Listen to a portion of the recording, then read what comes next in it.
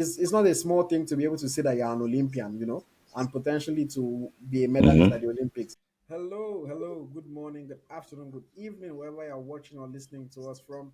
This is the Naija FC podcast. As always, I'm your host, AyoT, and I have with me my reliable co host. Smith Layi, thanks for joining. Yes, thank you very much for joining us. On this episode, we are talking about the Super Falcons of Nigeria. Yes, we're giving our focus to the women now. Of course, the Super Eagles were in action for the past month and a half. We've talking about them so much, and it's time for the ladies to get back in action. We still remember how impressive they were at the last World Cup. Remember how impressive they've been in their recent matches, and now they have a crucial 2024 Paris Olympics doubleheader coming up against the Indomitable Lionesses of Cameroon.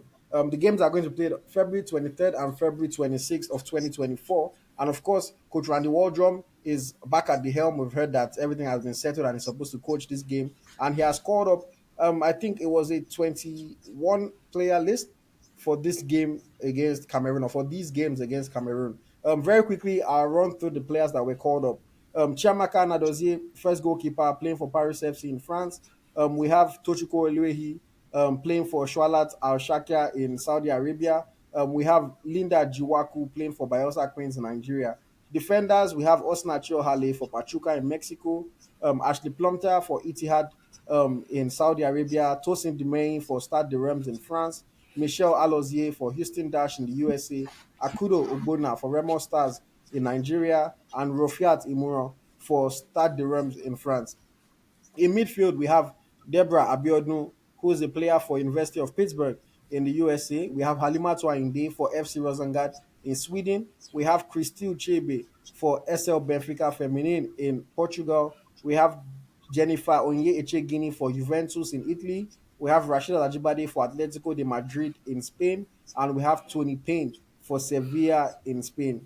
And then the forwards, Omori Bajide for UDCA Tenerife in Spain. We have Esther Okoronkwo for Henan FC in China. We have Ifoma Onumonu for SLC Utah in the USA. We have Asisa Toshuala for BFC in the USA. We have Gift Monday for UDC Tenerife in Spain. And we have Uchena Kanu for Racing Louisville in the USA. Um, so yes, Milai, we're on our race to qualify for the 2024 Paris Olympics. I'm really hoping they qualify because myself, I want to see if I can even travel to Paris and experience, that Olympics atmosphere a little bit.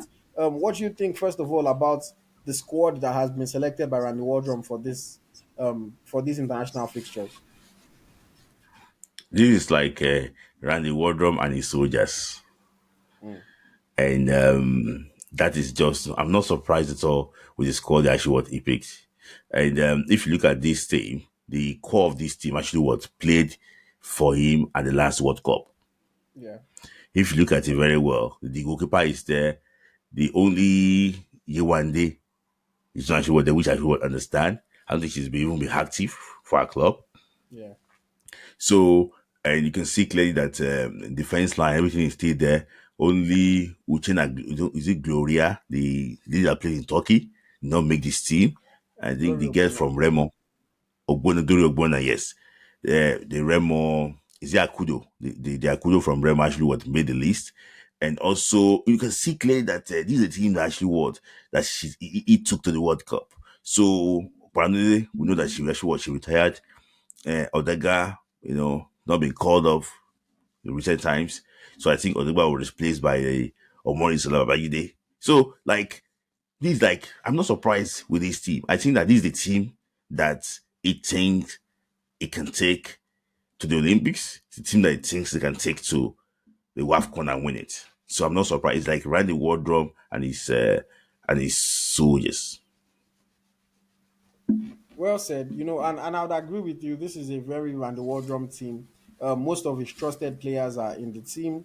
Rinsola Babajide, of course, new player in the squad, but also trying to, stamp her mark and to make her impact felt in the Super Falcons squad. And of course, important games coming up against Cameroon. We didn't qualify for the last Olympics, So this one is very important for the players. I've spoken to some of the players, and they really want to play in the Olympics. And of course, this is also building up for the WAFCON that is coming up in the year as well. If they can do well, and qualify for the tournaments, it's just build their confidence and make them understand that okay, they have a very good chance of competing at the main tournament. Two matches coming up. In the previous round, Cameroon defeated Uganda 3-2 on aggregate after losing their first leg 2-0. They came back in the second leg and won 3-2. Whereas the Super Falcons played 1-1 in their first leg against Ethiopia and then thrashed Ethiopia 4-0 in the second leg to qualify for this third round. What are you expecting to see from the sides in these games? Do you think Cameroon can pose a threat to the Super Falcons, or do you think it would be a relatively smooth sailing for us, in these matches? No, and any game between Nigeria and Cameroon at any level, it's not going to be easy game. Is it male or female football? It's not going to be easy game. I watched the Cameroon game in the previous run. That's how they struggle against Uganda. Remember, they lost the first leg Yeah, in Uganda, and they had to rally run the second leg. I remember it was changed. The game went to like extra time in the night before Cameroon could actually win that game. yeah. So, and I realized that they've not been taking this. They've taken this game very serious. About almost 10 days ago now, they've started camping with their own base players. So 2 days ago, no 3 days ago now, they released the list of players, of foreign players that will join the team. So they know that they cannot sleep and play against Nigeria. Don't forget that Cameroon failed for the first time to qualify for the WAFCON. Mm, They lost out against Kenya also. So they failed to qualify for the WAFCON. So, and don't also forget that their male team did not really do well. Did not do well in the last AFCON. So this is like what they're trying to do to make sure they just want get back to this because that it's not as if the winner goes to the Olympic straight. This is the third round. The winner will still face the winner between South Africa yeah. and Tanzania. So this game is very important and it's going to be in Douala. So it's that is where they used to play the ladies. It's a very good pitch. That's one thing that I think that is going to even favor Nigeria more too. It's a very very good pitch. And on the Super Falcon side, you know, are you expecting anything different from what we've seen in the past? How do you think the Falcons are going to set up and take on these challenges against Cameroon? I think with the way Randy Wardle played at the last World Cup, I think he will probably await what's it called approach their way leg that way. I think he's now got a more stable team now. I think the best goalkeeper in Africa is going to be in goal, and I think the four ladies that play at the back line at the World Cup will start again if there's no injury. I'm talking about Osinachi, Ohale, Tosin, Dimeyin, Ashley Plontier, and Michel Alozie. I think they will start from the back. And I think that the midfield trio of Alimatu Ainde, no, don't forget that Ibrahim Abiodun played because Alimatu Ainde was injured against Canada. Was suspended. So now that Alimatu Ainde, she's fit to play. Deborah Abiodun, fit to play. Christy Shebe, fit to play. Tony Payne, fit to play. It's going to be very interesting to see what he's going to do in that midfield. But don't forget that Deborah Abiodun was the man of the match. She was the woman of the match against Cape Verde too. Was it Cape Verde that they played for 4-0 or so? In the is it 4 or 5-0 that we played this last qualifiers? Yes. She did well. It was Cape Verde. So she did well. So it's going to be very interesting to see who the coach will actually would go for. But for me, I will still go for Alimatu Ainde. The Christy Shebe's midfield alongside with Tony Payne. These are like established And players. You can see clearly that yes, and up front, I don't think. I think it's going to start if Numano. mm, She will. So I think if you put him under duress or everything, it will still start Ifeoma Numano. I think he just trusts the girl, the lady. I think Ifeoma Numano, Ashita Ajibade, that is one of our trusted allies too, and maybe probably Uche Nakano. Mm. No, yeah, I don't know, and again, or Ajibade, or yeah. no, and I was going to say, and I mean, I agree with you on a lot, most of what you said. I think the back four is probably going to be the back four we saw at the World Cup. In midfield, even though Abiodun did well in that first game before getting an unfortunate red card, when you have a player like Halimatu Ayinde back in the team, alongside Christy Uchebe, we know the kind of presence that they are. Um, Ayinde, we saw the work that she did on Lauren James in that game that we got knocked out, marking her so closely, doing such a good job. So I think you cannot really bench a player like Halimatu Ayinde for Deborah Abiodun. Even though Abiodun is a bright, very bright young talent, I don't think that she can get the start. And of course, Christy Uchebe missed the last few matches for the Super Falcons. We saw Regina O2 take her place, but now she's able to take part again with the national team. And I think that, she's excited to be back, and she's going to want to make her presence felt in that midfield again. She's one of the players that I know that really wants to qualify for the Olympics, and wants to be part of that experience. It's not a small thing to be able to say that you're an Olympian, and potentially to be a medalist Mm-hmm. at the Olympics. So I know that she's very excited for that potential as well. And then in attack, I mean, I don't know if he's going to start Onumonu. And the reason I say it is because Onumonu has been out of season. In the NWSL, their season ended after, and they have Mm-hmm. not resumed. So, and again, she left Gotham FC, so I don't really know if the coach is just going to say, okay, let me play her. I think he might go with, maybe and Oshoala up front, or might go with a Babajide.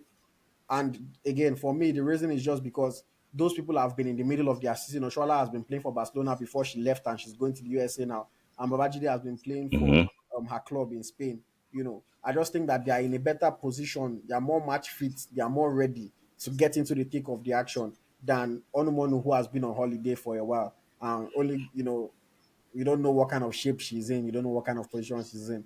But I expect Ajibade to start, of course. And I honestly, even though she's also out of season, but I think that Uche Nakano is one of the trusted allies that he has. He showed it at the World Cup that he likes her. She plays with pace. She plays with power. And I think Uche Nakano will probably start on the right hand side of the attack. But with all that being said, I don't expect it to be too easy for the Super Falcons, but I believe that these Falcons have more than enough ability to go and to win both games. I think in the first leg, maybe they go to Douala, and they play a 2-1 win in that first leg against Cameroon. And then when they bring it back to Nigeria, I think that they can get like a comfortable 2-0, 3-0 victory in Nigeria and qualify. And of course, potentially they are going to be setting up a highly anticipated clash against the Banyana of South Africa, assuming that South Africa beats Tanzania, and of course, Nigeria versus South Africa to qualify for the Olympics. That's going to be a big one for both countries. So I'm really wishing the Mm-hmm. Super Falcons all the very best. I hope that they do get the results that they need. And yeah, it's going to be a fun one. What do you think